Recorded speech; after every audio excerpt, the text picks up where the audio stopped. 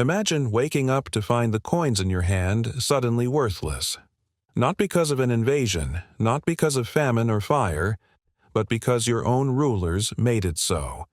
Inflation was not always an accident of poor management. In the hands of empires, it became a deliberate tool, a weapon designed to weaken enemies without ever drawing a sword.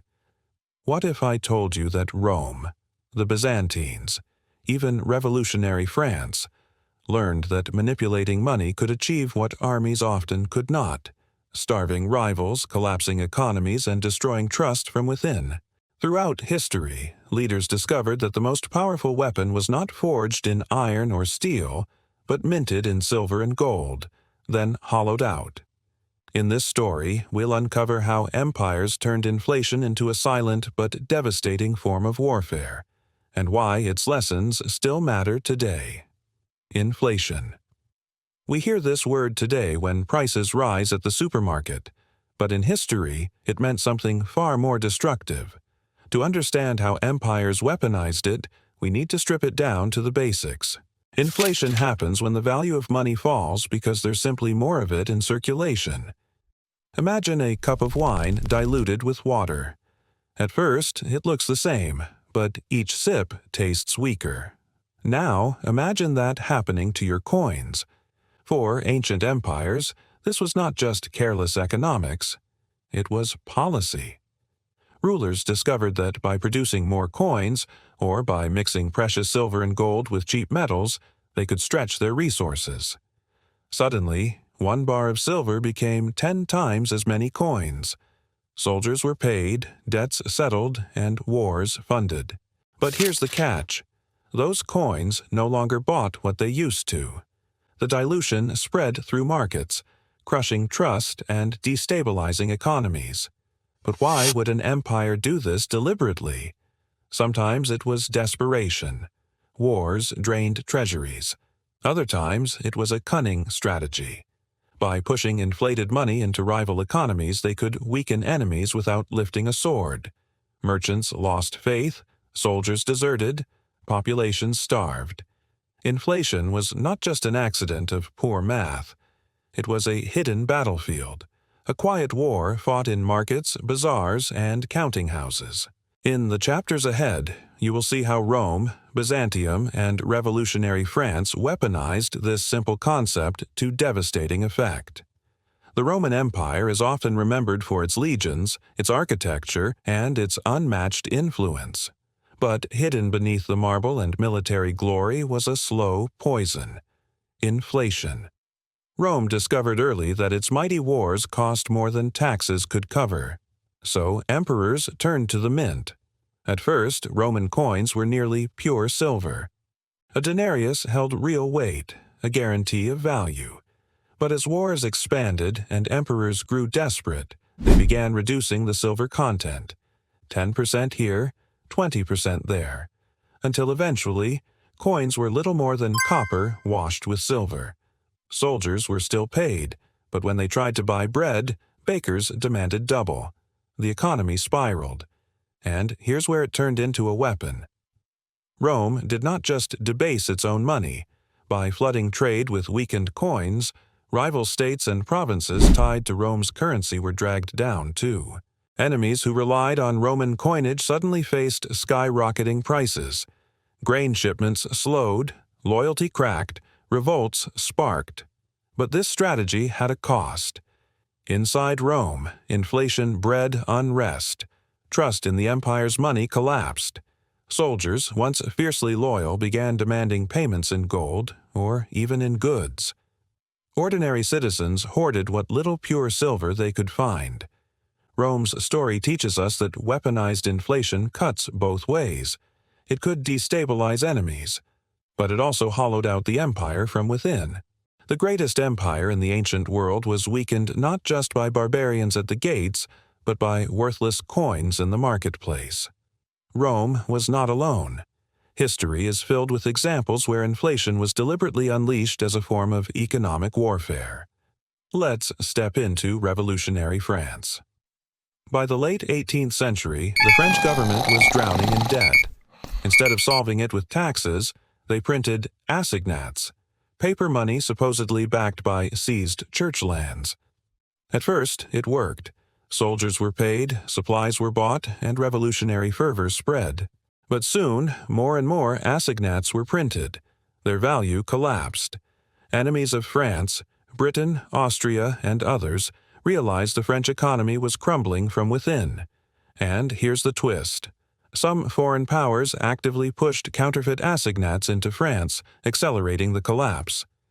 It was economic sabotage, a deliberate attempt to destroy France not by battlefield victories, but by flooding it with worthless paper. The result? Hyperinflation. Bread became unaffordable. Markets shut down. Trust in the government evaporated. The French Revolution spiraled into chaos, paving the way for violence, dictatorship, and eventually Napoleon. Other empires used similar tactics. The Byzantines debased their coinage to manipulate trade with rivals. The Ottomans endured waves of inflation that weakened their hold on provinces. In each case, money was not just currency. It was a weapon that could be aimed outward or inward with devastating results. When we look at these stories, one thing becomes clear. Inflation was not always an accident. Sometimes it was deliberately fueled, sometimes it was exploited by enemies.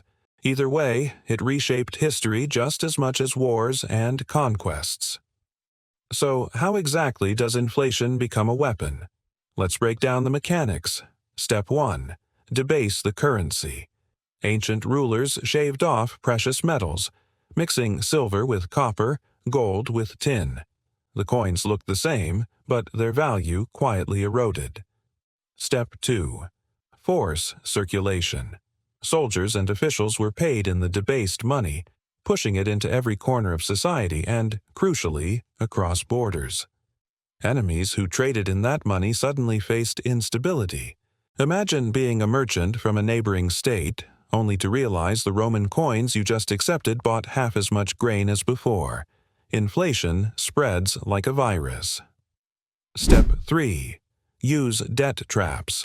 Empires demanded taxes and payments in inflated money, knowing that subject states and rivals would struggle. Step 4.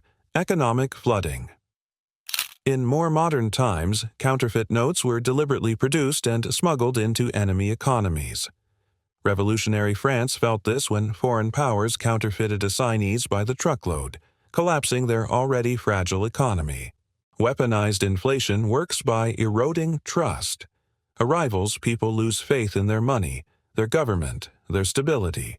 Revolts grow easier, armies go unpaid, and, best of all, it weakens an enemy without a single sword being drawn.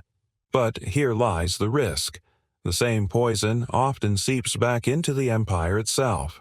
The more money is inflated, the harder it is to stop the spiral. What begins as a clever tactic to weaken enemies often ends up destabilizing the empire that used it. This is the dangerous paradox of inflation as a weapon. It is powerful, but it is never truly controllable. History repeats itself in whispers, and the weapon of inflation has not disappeared. Today, central banks print money at record levels. Governments manipulate currencies to gain advantage in global trade. Sanctions, currency wars, and debt traps echo the same strategies empires once used with silver coins and paper notes. But the lesson from history is clear. Weaponized inflation is always a gamble. Rome's debasement weakened rivals, but it also hollowed out the empire itself. Revolutionary France tried to buy time with paper, only to plunge into chaos. The Byzantines and Ottomans learned the same bitter truth. When money loses trust, nations lose power. So here's the question.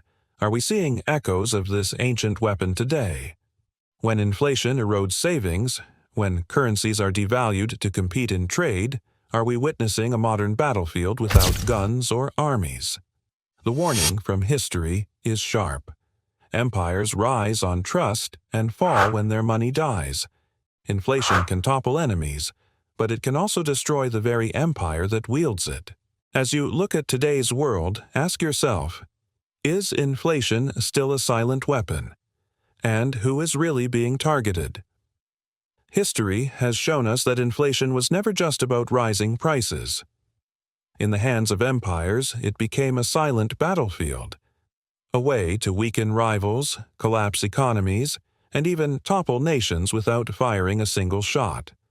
Rome's debased coins, France's collapsing assignats, and countless other examples remind us that money is more than currency. It is trust.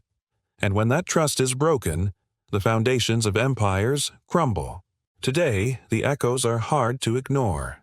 Central banks print more, debts rise, and currencies shift like weapons in a global chess game.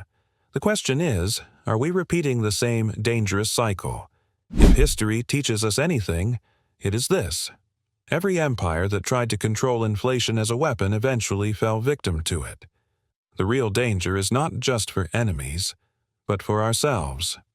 So, what do you think? Is inflation still a weapon today?